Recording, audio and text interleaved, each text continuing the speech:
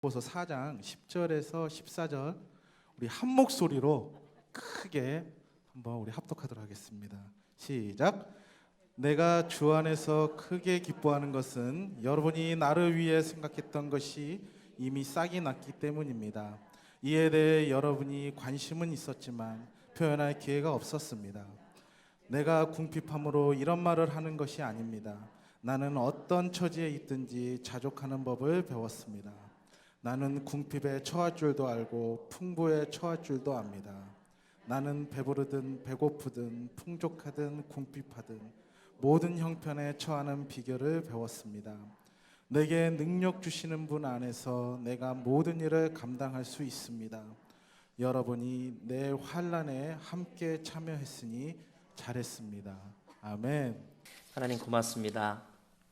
오늘도 특별히 시간을 내어서 이렇게 예배의 자리에 나온 주의 백성들, 우리에게는 주님의 이름, 주님의 나라, 주님의 말씀, 이것이 전부이길 원하고 또 그 안에서 주님의 평강을 누리기를 원하는 마음들이 있습니다.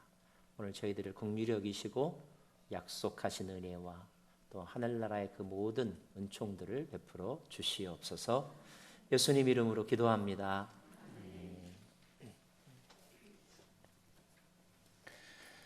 요즘에 통신이 워낙 잘 발달되어 있기 때문에 미국에 살아도 한국의 소식들을 실시간으로 거의 다 알 수 있고, 또 궁금한 내용들이 있으면 언제든지 SNS나 아니면 전화기로 서로 이렇게 문안할 수 있는 그런 시대인 것 같습니다. 여러분들은 아마 한국에서 친정 부모님이나 아니면 친척들, 친구들로부터 이렇게 전화를 받으실 때가 많이 있을 것 같아요. 보통 우리가 사람을 만나서 전화를 하거나 아니면 만나서 인사할 때 가장 많이 사용하는 인사말이 뭔가, 제가 언제부턴가 좀 유심히 이렇게 살펴보았어요. 심지어 목회자인 저희들에게도 성도님들이 만나면 하시는 인사의 패턴들이 있는데 의외로 굉장히 많이 사용되는 인사 언어가 있더라고요. 그게 뭔지 아세요? 아유 목사님 힘드시지요? 이게 인사말이더라고요. 그래서 어떤 때는 아니 목사한테 힘들다고 인사하는 게 이게 상황에 맞나 이런 생각이 들기도 해요. 아마 여러분의 친정 부모님도 여러분에게 전화해서 아야 힘들지? 또 요즘에는 또 이렇게 미국이 옛날에 들었던 것만큼 그렇게 좋은 데가 아니라는 걸 한국 사람들이 다 알고 있어요.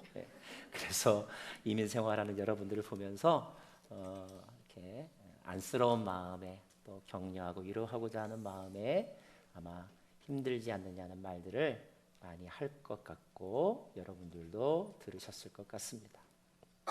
어떤 사람은 힘들지 라고 하는 그 말과 그 말이 묻어나오는 그 말의 색깔에 울컥해가지고 엄마 이렇게 울음을 터뜨리는 분들도 있고요. 아니면 아니야 엄마 나 잘 있어 이렇게 대답하는 분도 있습니다. 또 이걸 힘들다고 말해야 되나 힘들지 않다고 말해야 되나 순간적으로 고민이 되는 때도 있습니다. 만약에 힘이 든다면, 만약에 여러분들이 이민 생활이 힘이 든다면 여러분을 힘들게 하는 그것은 무엇일까요? 여러 가지가 있겠죠. 뜻대로 잘 되지 않는 여러 가지 일들, 또 심지어 자식 문제도 뜻대로 되지 않는데, 그러나 또 그것도 가만히 이렇게 유심히 보면 제일 뭐 때문에 힘든가라고 봤더니요, 그거더라고요. 그게 뭐예요? 이거더라고요. 다 이것과 관련이 있더라고요. 여하튼 이렇게 힘든 일이 이렇게 쌓이고 반복이 되다 보면 이제 증상이 나타나잖아요. 감정적인 데서만 나타나지 않고 신체적으로도 나타나고 관계에서도 나타나서 그래서 악순환이 이렇게 반복되는 경우들이 많습니다. 어떤 사람은 갱년기와 맞물려서 막 우울증, 조울증이 오는 거예요. 그래서 자기도 모르게 막 감정 컨트롤이 안 됩니다. 버럭 소리를 지르다가 또 엉엉 울다가 또 자기도 이상하다시피 막 깔깔대고 웃다가 표정과 말이 거칠어지기도 하고 또 불평과 불만이 많아지기도 하고 우리 교회는 안 그런데 대부분의 또 사람들이 또 좋은 불평의 대상이 또 어디예요? 자, 그렇게 자기 안에 있는 스트레스를 이렇게 표현하는 사람들이 있는가 하면 그런데 어떤 사람들은 전혀 그렇지 않은 사람들이 있어요. 오히려 다른 사람이 보기에는 정말로 힘든데 객관적으로는 힘든 상황 가운데 있는데 절대 그 사람은 자기의 입으로 힘들다고 말하지 않아요. 말만 하지 않는 것이 아니라 얼굴의 표정도 일그러지지 않아요. 물론 사람들이 웃고 즐기는 가운데 가가지고 막 깔깔거리면서 함께 박장대소 하는 것은 아니지만 그러나 입가에 잔잔한 미소는 잃지 않는 사람. 어떤 모임이 있거나 무슨 일을 하자고 할 때 저요 하면서 앞에 나서서 튀지는 않지만 그러나 또 늘 뒤로 빠져 있기만 하지는 않는 사람. 그런 사람을 보면 참 대단하다. 저 사람은 어떤 정신력을 가지고 있길래 저렇게 자기 관리를 잘할까? 이런 생각이 들 때가 있습니다. 자, 그 비밀이 무엇일까? 평강의 비밀, 마음의 안정의 비밀, 그러면서도 미소를 지을 수 있는 그 비밀은 무엇일까? 오늘 우리가 함께 빌립보서의 말씀을 함께 나누었는데 빌립보서도 역시 사도 바울이 기록한 편지입니다. 사도 바울이 빌립보서를 기록할 그 상황에 대해서 잠깐 살펴보면 잘 아는 것처럼 감옥에서 로마의 감옥에서 쓴 편지 이른바 옥중서신이라고 알려져 있습니다. 사도 바울이 바울의 1차로 갔을 때 그는 로마 황제에게 재판을 받기 위하여 상소를 했는데 그 상소 일정에 따라서 로마에 도착을 했고 상소 날짜, 상소에 의한 재판을 기다리고 있는 미결수의 신분으로 지금 로마에 있는 것입니다. 여러분이 잘 기억하실지 모르겠지만 사도행전 마지막 장에 보면 그가 자기 셋집에서 이태 동안 머물면서 복음을 전했다. 담대히 복음을 전했다. 이렇게 기록이 되어 있죠. 자, 미결수라고 하는 단어 아직 결정이 되지 않았다라는 뜻입니다. 물론 나쁜 결정이 나는 것도 우리를 힘들게 하지만요. 어떤 때는요. 차라리 되면 되고 안 되면 안 되고 그냥 결정이 났으면 좋겠어. 근데 이건 된다는 건지 안 된다는 건지 도무지 알 수가 없네. 입학원서를 내놨는데 입사원서를 내놨는데 떨어졌다면 차라리 떨어졌다고 이야기를 하든지 붙었으면 빨리 와서 연수 받으라고 연락이 오면 좋겠는데 이거는 감감무소식 이럴 때 그 지루함, 그 답답함은 아마 경험해보지 않은 사람이면 모를 것 같아요. 그래서 그 지루함과 답답함 이런 것들을 이겨내기 위해서 사람들이 이제 그때 무엇인가를 합니다. 무엇인가를 해요. 시간을 보내기 위해서라도 그 지루함을 달래기 위해서라도 무언가를 합니다. 그런데 대부분 그때 하는 그 무엇인가는 그렇게 그 사람에게 유익하지 않은 경우들이 더 많습니다. 오히려 그 지루함을 달래기 위해서 내가 선택한 어떤 행동이나 결정이 오히려 내 인생을 더 꼬이게 만들고 더 우울하게 만드는 그런 일이 생길 때가 참 많단 말이에요. 다윗이 그랬잖아요. 다윗이 밤에 잠이 안 오잖아요. 잠 못 이루는 사람에게 밤이 얼마나 깁니까? 그 답답함과 지루함을 이겨내기 위해서 그가 뭔가를 했는데 그때 한 그 무언가 때문에 바울 개인의 인생뿐만 아니라 바울의 가문의 인생뿐만 아니라 그가 처한 위치 때문에 그의 나라마저도 엄청난 소용돌이를 겪지 않았습니까? 우리가 참 조심해야 되겠더라고요. 심심할 때 뭘 하느냐 이것이 곧 그 사람의 인격이기도 한데 그때 무엇인가를 선택하느냐에 따라서 우리의 인생이 달라질 수 있다는 거예요. 오늘 여러분들은 여기 잘 오셨습니다. 물론 여러분이 심심해서 여기 오신 것은 아니라는 건 제가 잘 압니다. 그러나 어떤 분 가운데는 한 분 정도는 그런 분도 있을 거예요. 오늘 뭐 하지? 할 일이 없네. 너무 탁월한 선택을 하신 거예요. 잘 오셨습니다.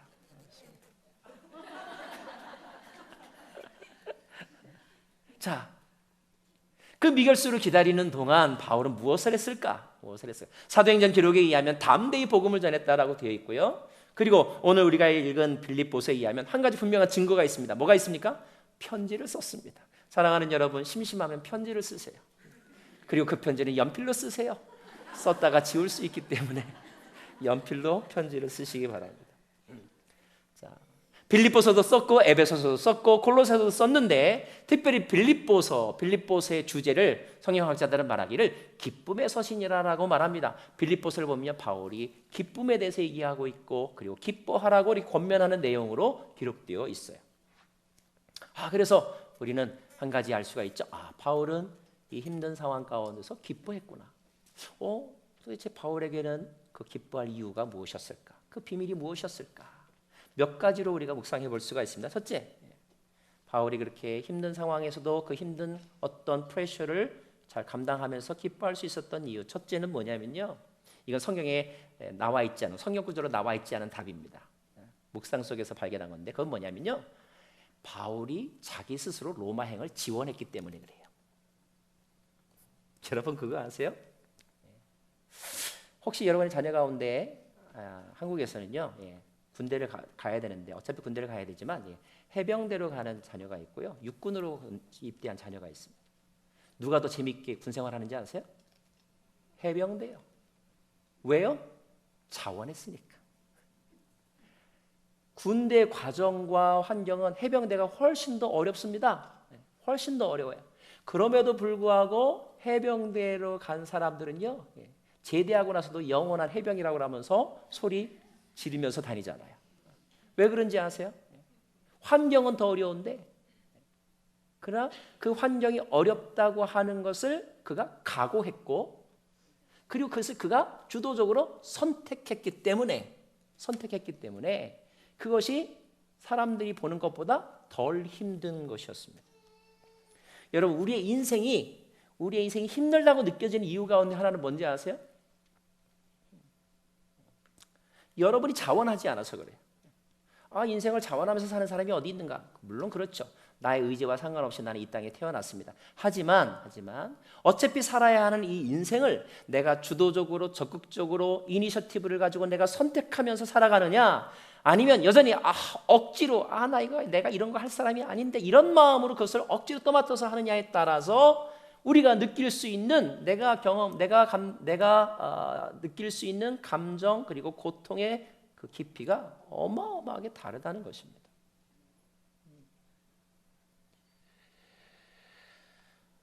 지난주에도 우리 천양 인도자께서 이렇게 다시 되새김질해 주셔서 너무 감사한데 바울 예루살렘에 자원해서 갔습니다.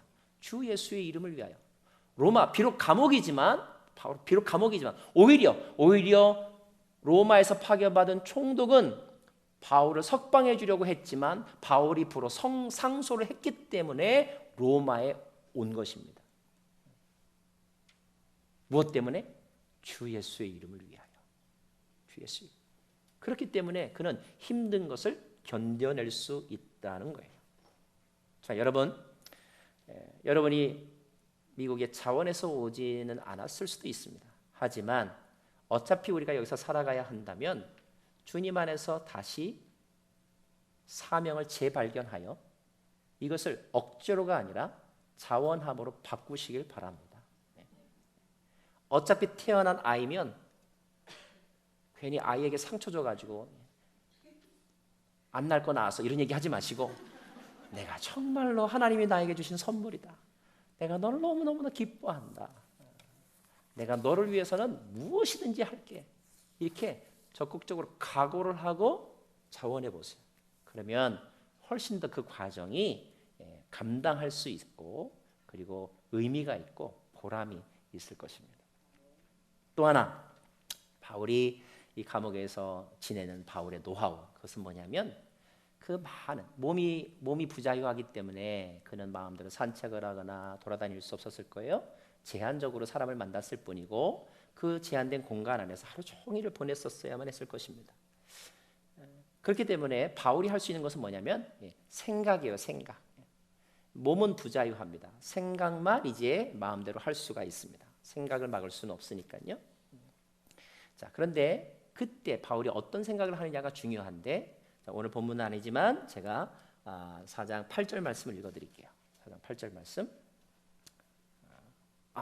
제가 읽겠습니다. 4장 8절인데, 마지막으로 형제들이여, 무엇이든지 진실하고 무엇이든지 경건하고 무엇이든지 의롭고 무엇이든지 거룩하고 무엇이든지 사랑할 만하고 무엇이든지 칭찬할 만한 일이 있다면 거기에 무슨 덕이나 무슨 기림이 있든지 이것들을 생각하십시오. 이것들을 생각하십시오. 여기서 이것이란 무엇입니까? 코앞에 나와 있는 것들이에요. 경건한 것, 의롭고 거룩한 것, 사랑할 만한 것, 칭찬할 만한 것, 덕이 있는 것, 기릴 만한 것, 이런 것들을 생각하라 그랬습니다. 다시 말하면 바울은 그 감옥 안에서 좋은 것을 생각하기 위하여 그의 생각을 매니지했다는 것입니다. 혹시 여러분 잠이 안 올 때 얼마나 답답하고 힘드니까 잠이 안 와서 잠자기 위해서 공포 영화를 보는 사람이 있습니까? 공포 영화를 보면 그 공포 영화의 잔영이 남아서 더 잠을 잘 수가 없는 거예요. 우리가 보는 것, 우리가 생각하는 것이 우리의 감정에 영향을 주고 그 감정은 또 우리의 신체에까지도 영향을 주게 되는 것이죠. 부정적인 것을 생각하면 부정적인 감정이 생기고 긍정적인 것을 생각하면 긍정적인 감정이 생기는 것입니다. 폭력 영화를 많이 보면 나도 모르게 폭력적이 되는 것이고, 개그맨 쇼를 많이 보면 나도 모르게 유머 감각이 늘어나는 것이고, 그러다가 헛소리도 하는 것이고. 바울은 선한 것을 생각했다는 거야. 자, 바울에게서 가장 선한 것이 무엇이었을까요, 여러분? 그것은 교회였어요. 교회는 그리스도의 몸이었거든요. 그래서 바울은 감옥에 있는 동안 무엇만 생각했냐? 교회만 생각했어요. 교회. 그래서 여러분, 우리가 교회에 관한 가장 중요한 말씀이 마태복음 16장 예수님께서 하신 말씀인데요. 그러나 우리가 교회론이라고 교회에 관한 아주 그 조직적인 이론은 누구에 의해서 완성이 되었냐면 사도 바울에 의하여서. 근데 그 사도 바울이 교회론에 대해서 정리한 책들이 바울의 서신 가운데 뭐를 꼽을 수 있냐면 에베소서와 골로새서, 빌립보서를 꼽습니다. 이것이 교회론이에요. 교회론. 자, 사도 바울은 지난 10수년 동안 1차, 2차, 3차에 걸쳐서 전도여행을 했습니다. 예수님의 말씀이 실제 그들의 삶 가운데서 어떻게 실현되었는지를 경험했던 사람이에요. 이제 감옥에서 움직일 수 없었던, 더 이상 전도여행을 다닐 수 없었던 바울은 그 감옥에서 지난 자신의 선교 사역의 과정들을 다 회상하면서, 그리고 복음의 능력, 그가 체험한 복음의 역사를 정리하면서 교회란 이런 것이구나 라고 우리들이 이해할 수 있게, 알아들을 수 있게 요약하여서 정리했는데, 그것이 에베소서이고 그것이 빌립보서이고 그것이 골로새서, 교회론이라 이 말입니다.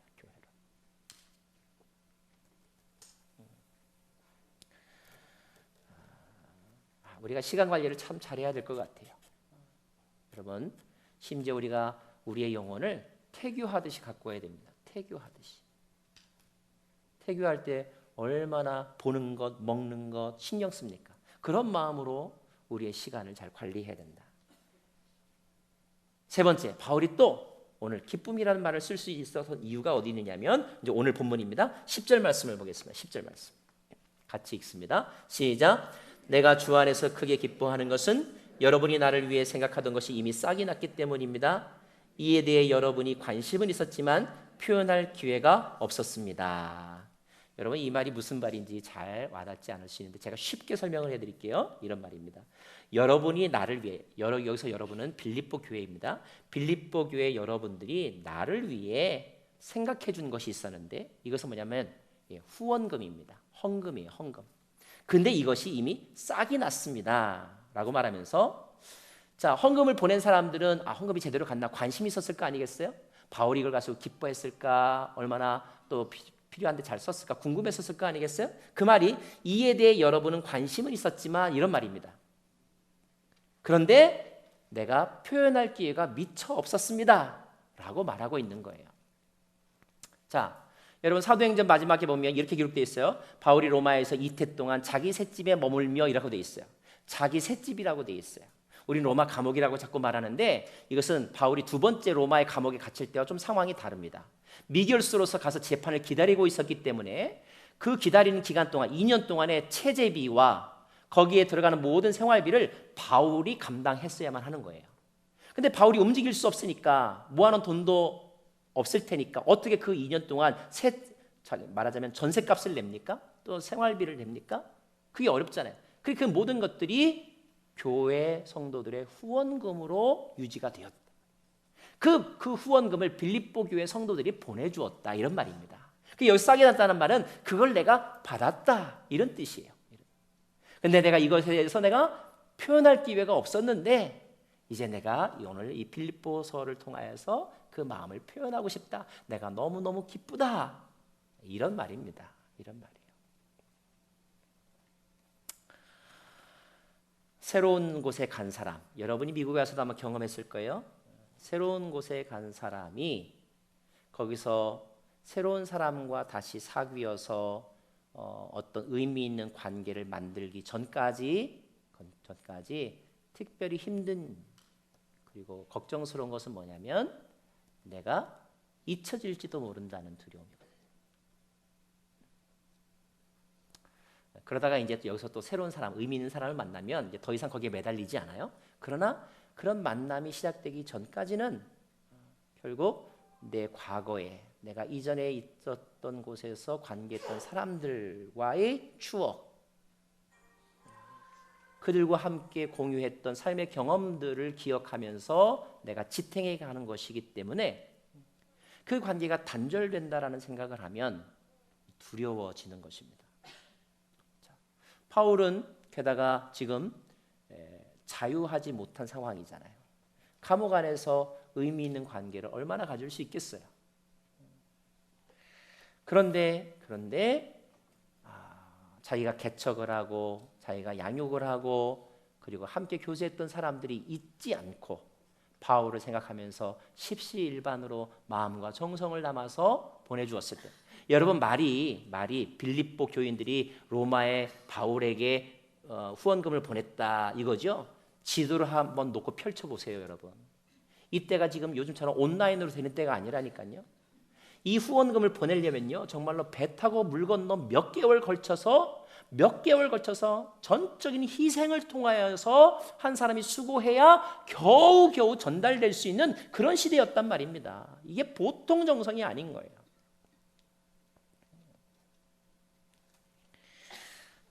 제가 포틀랜드에 있을 때 지난 연말에는 우리가 후원하는 선교사님들이 있는데 물론 매월 정기적으로 선교비가 가지만 지난해에는 제가 우리가 조금 스페셜한 좀 표현을 좀 해보자. 그래서 11월 달부터 미리 준비를 해서 뭐냐면 크리스마스 선물 종합 선물 세트를 준비를 했어요. 어떤 분들은 이거 국제 우편료가 이거 실제로 산 것보다 더 많이 들었는데요.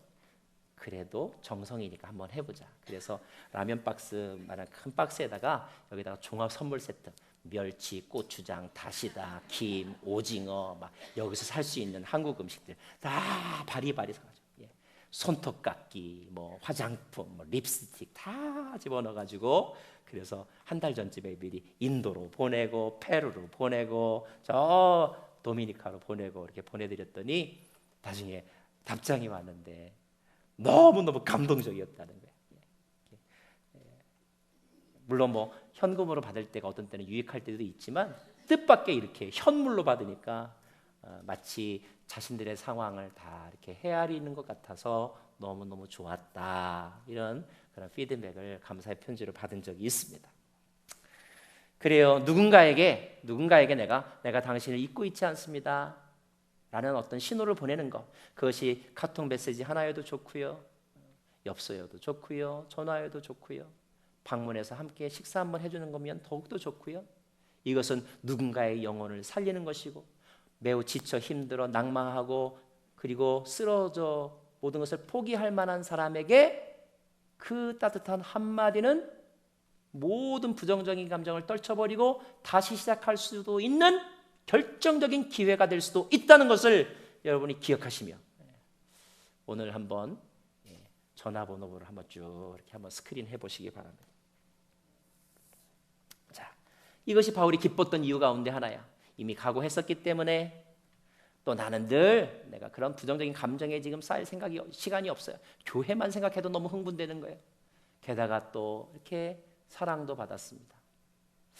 그런데 오늘 말씀을 읽어보면 이 세 가지의 모든 것보다 더 큰 비밀, 그가 기뻐할 수 있었던 그 비밀이 있다는 것을 알게 됩니다.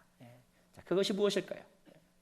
바울이 내가 너무 돈 때문에 기뻐하는 것처럼 보일까 봐 이런 말을 합니다. 거기 11절에 보면 이런 말을 해요. 내가 궁핍함으로 이런 말을 하는 것이 아닙니다. 이게 무슨 뜻이냐면요, 내가 너무 힘들어가지고 가난해서 먹을 게 없었는데 돈 보내줘가지고 기쁘기 때문에 내가 이런 말을 하는 것이 아닙니다라고 이렇게 확인을 해줍니다. 확인하면서 11절 말씀, 나는부터 읽겠습니다. 나는, 시작. 나는 시작. 나는 어떤 처지에 있든지 자족하는 법을 배웠습니다. 12절. 나는 궁핍에 처할 줄도 알고 풍부에 처할 줄도 합니다. 나는 배부르든 배고프든 풍족하든 궁핍하든 모든 형편에 처하는 비결을 배웠습니다. 라고 했어요. 자, 여기 어떤 말이 나오냐면 자족하는 법이란 말이 나옵니다. 그 자족하는 법을 배웠다라고 되어 있어요. 그럼 자족하는 법이란 뭐냐? 그 다음에 같은 풀이 말을 썼는데 모든 형편에 처하는 비결을 배웠다. 어떤 환경에 상관없이 내 내면의 마음의 상태가 늘 평안하게 지킬 수 있는 법을 배웠다. 이런 말입니다. 자족하는 법, 만족하는 법을 배웠다. 배웠다는 말도 참 중요한 것 같아요. 이것은 배워야 되는 것입니다, 여러분. 사랑하는 여러분, 이민생활하면서 힘드세요? 그러나 힘들지 않게 살아가는 법을 배워야 합니다. 배워야 돼요. 자, 디모데전서 6장에 바울이 이렇게 말합니다. 그러나 스스로 자족하는 마음이 있으면 경건은 큰 유익이 된다. 디모데에게 하는 말이에요. 자기의 경험담을 이야기하는 것 같아요. 우리가 세상에 아무것도 갖고 온 것이 없으니 떠날 때도 아무것도 가지고 갈 수가 없다. 우리가 먹을 것과 입을 것이 있으면 이것으로 만족해야 한다. 부자가 되기를 원하는 사람들은 유혹과 올무와 여러 가지 어리석고 해로운 욕심에 떨어지고 말 것이다. 이런 것들은 사람을 파멸과 멸망에 빠지게 할 것이다. 그러므로 너무 부자가 되려고도 하지 말아라. 없다고 너무 서운해하지도 말아라. 우리는 원래 아무것도 없이 왔다가 아무것도 없는 상태에서 가는 것이다. 내가 이것이 인생 가운데서 터득한 것이다. 자족하여라. 그리고 자족하게 될 때 이것이 너의 경건의 삶에 큰 유익이 된다. 이런 말입니다. 이런 말이에요. 여러분, 현재의 삶에 스스로 만족하고 계세요? 자족하고 계세요? 마음이 태평하시냐 이 말입니다. 아무 데서나 잠을 잘 자는 사람이 있어요. 잠자리가 바뀌어도 잠을 잘 자는 사람 참 태평해요. 여러분, 저는요 비밀이 하나가 있는데요. 저는 비행기를 타면요 비행기가 이륙하는 것을 못 봐요. 자요. 희한할 정도예요. 비행기 타서 제 자리에 가서 딱 앉아 있으면 한 5분쯤에 스르르 자요. 그래서 한 번도 비행기가 이륙하는 것을 본 적이 없어요. 저하고 같이 아울리치 가셨던 분이 저를 보고 너무 놀라서 목사님 그 비밀이 뭐예요? 그렇게 저한테 물을 정도입니다. 제가 마음이 태평한가 봐요. 제 안에 바울과 같은 비밀이 있나 봐요. 자, 바울이 그 비밀을 말합니다. 그 비밀이 뭐냐? 자, 여러분 너무 좋아하는 말씀이에요. 13절 말씀 읽겠습니다. 13절 시작. 내게 능력 주시는 자 안에서 내가 모든 일을 감당할 수 있습니다. 자, 이 말은 내가 그렇게 자족할 수 있는 모든 것에 내가 마음이 평안할 수 있는 이유는 능력 주시는 분 안에서 모든 것을 할 수 있기 때문이다 라고 말하면서 그 능력 주시는 분은 누구냐? 이거는 뭐 두말하면 잔소리죠. 예수님이라고 말하고 있는 것입니다. 예수님. 자, 이 말씀은 너무나 유명해서 여러분이 다 외우는 말씀이에요. 내게 능력 주시는 자 안에서 내가 모든 것을 할 수 있다. 자, 질문입니다. 여러분 거기서 할 수 있다는 것은 뭘 할 수 있다는 것입니까? 그래, 믿는 자에게 뭐든지 할 수 있어. 내게 능력 주시는 자 안에서 내가 모든 것을 할 수 있다. 이런 의지가 여러분 안에 분명히 생겨날 것입니다. 그런 생각들을 존중합니다. 자, 그럼에도 불구하고 저는 오늘 이 말씀의 참된 의미를 다시 한번 매우 조심스럽게 함께 나누어 보고 싶습니다. 자, 다시 한번 우리 13절 말씀을 같이 읽으십시다. 13절 시작. 내게 능력 주시는 분 안에서 내가 모든 일을 감당할 수 있습니다. 우리 개역 성경으로는 내게 능력 주시는 자 안에서 내가 모든 것을 할 수 있다 그랬어요. 자, 먼저 첫 번째 질문을 이것입니다. 내게 능력 주시는 자 안에서 모든 것을 할 수 있다는 이 말은 여러분 누가 한 말입니까?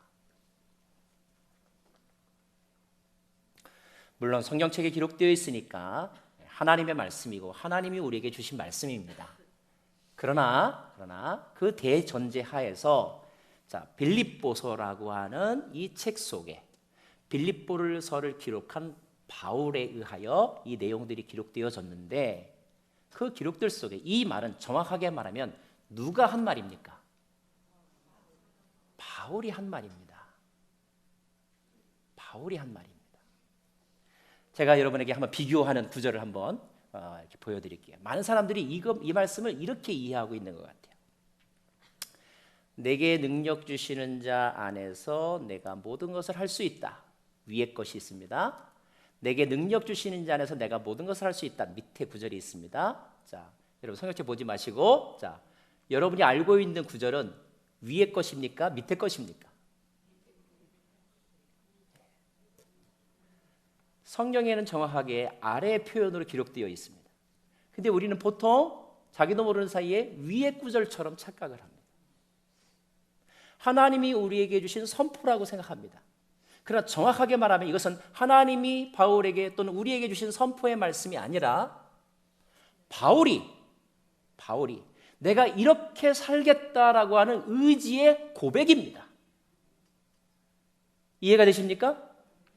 바울이 그의 삶의 경험을 통하여 무엇을 깨달았냐면 나는 이제 내게 능력 주시는 분 안에서 내가 모든 것을 해내고야 말겠다. 그리고 모든 것을 할 수 있다라고 하는 바울의 신앙의 고백이자 의지이며 사명이라는 것입니다. 이것은 바울의 마음인 거예요. 바울의 마음. 다음 두 번째 더 중요한 것. 여러분 여기서 할 수 있다는 것이 무엇을 말합니까? 많은 사람들은 또 조금 전에 영상을 언뜻 본 사람들은 그래 승리할 수 있어 이렇게들 생각을 합니다.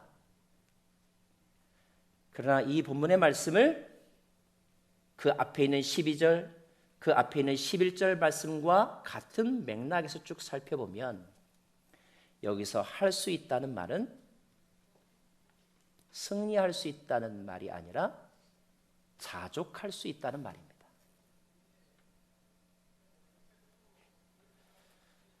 나는 내게 능력 주시는 분 안에서 궁핍하든 풍부하든 가난하든 아니면 부하든 모든 형편에 처할 수 있다. 자족할 수 있다. 이런 뜻입니다. 저는 우리말 성경 번역이 너무너무 마음에 드는데 우리말 성경 번역은 그래서 뭐라고 표현했냐면 내게 능력 주시는 분 안에서 내가 모든 일을 감당할 수 있다 이렇게 돼 있어요. 감당할 수 있다. 어떤 상황 속에서도 나는 내 마음을 무너뜨리지 아니하고 견뎌낼 수 있다. 참아낼 수 있다.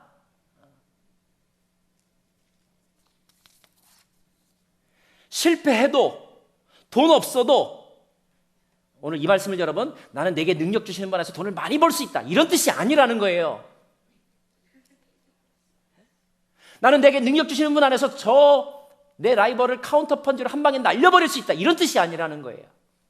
이 말씀의 원래적인 뜻은 나는 내게 능력 주시는 그분 안에서 실패해도 돈이 없어도 신분 문제가 해결되지 않아도 좋습니다.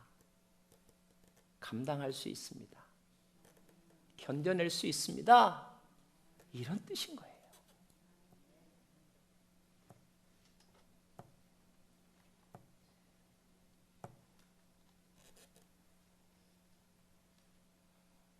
그래도 금메달 땄는데요. 예, 그걸 감당한 사람에게 그 다음에 일어나는 열매예요. 로라의 홈페이지를 제가 들어가 봤습니다. 행복한 가정의 모습. 특별히 세 자녀 중에서 하나이는 중국에서 입양을 했어요. 딸을.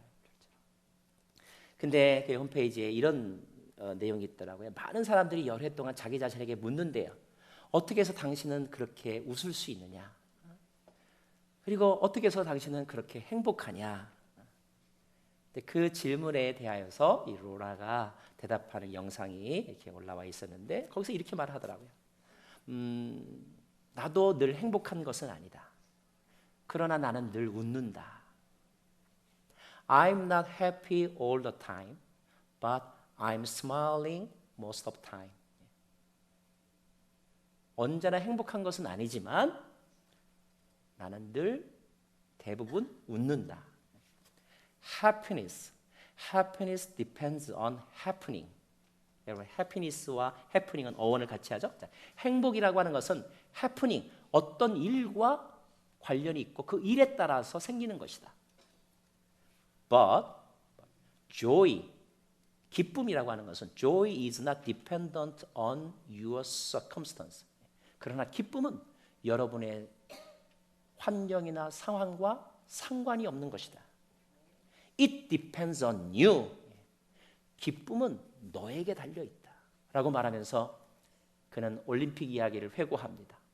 3개월 전에 부상을 당해 아무것도 할 수 없었을 때 그때 하나님을 만났는데 그 하나님을 만나 그때 자기 안에 더할 수 없는 기쁨과 자족의 마음이 생겼다는 거예요.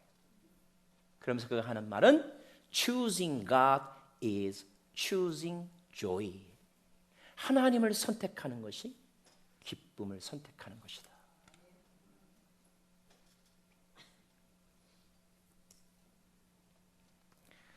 사랑하는 여러분, 우리는 오늘 이 바울의 모습에서 예수님을 발견합니다. 예수님의 사역의 현장을 가만히 살펴보면 많은 사람들을 만나고 많은 일들을 겪었는데 어떤 때는 세리 마태의 집에서, 회심한 세리 마태의 집에서 풍성하게 진수성찬의 파티를 하기도 했습니다.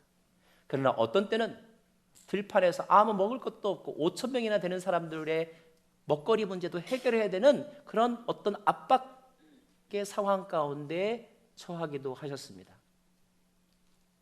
그러나 진수성찬이 차려 있을 때에도 보리떡 2개, 보리떡 5개와 물고기 2마리만 손에 있었을 때에도 예수님은 그것 때문에 흥분하거나 절망하지 않았습니다.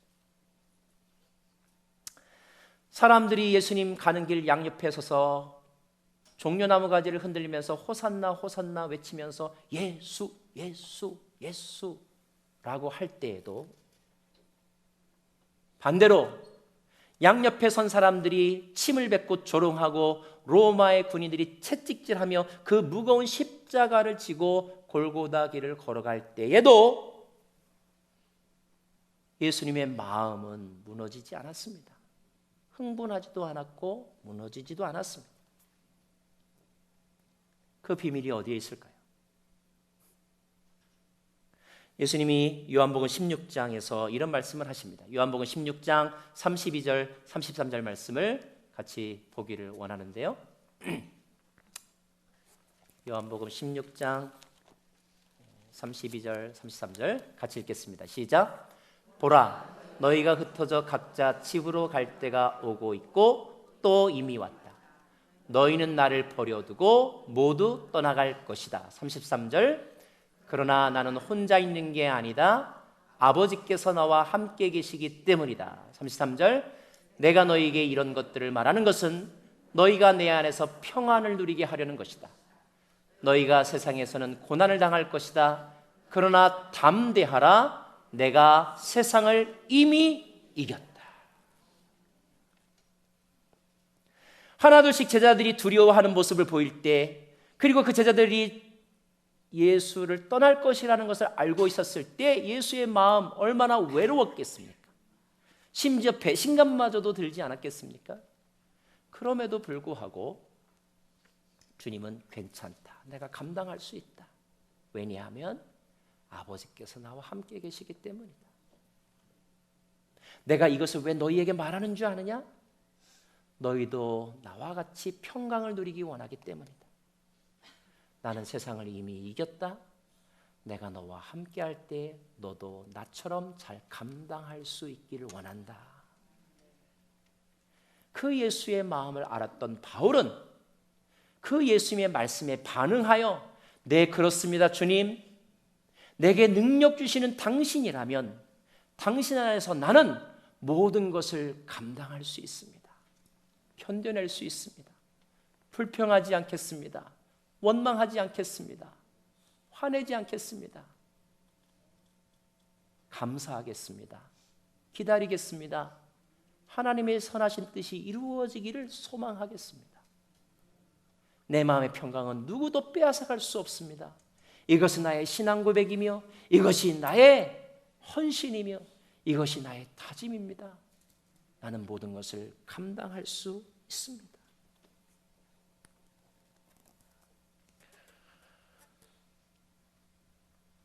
오늘 점심 여러분이 드셔야 될 메뉴는 예수와 함께라면.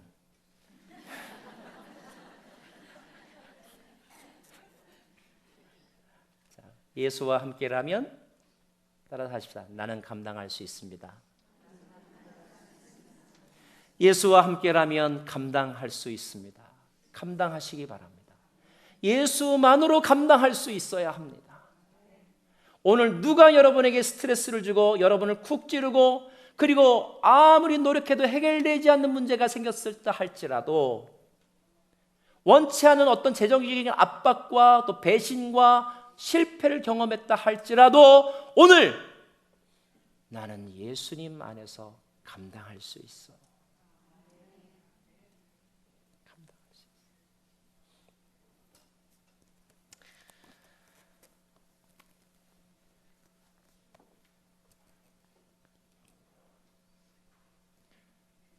옆에 사람들에게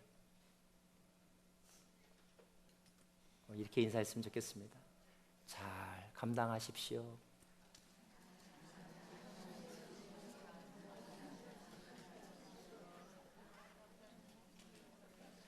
그 문제에서 헤어나오고 안 나오고는 두 번째예요. 그거는 그 다음 일입니다. 우선적으로 감당하셔요.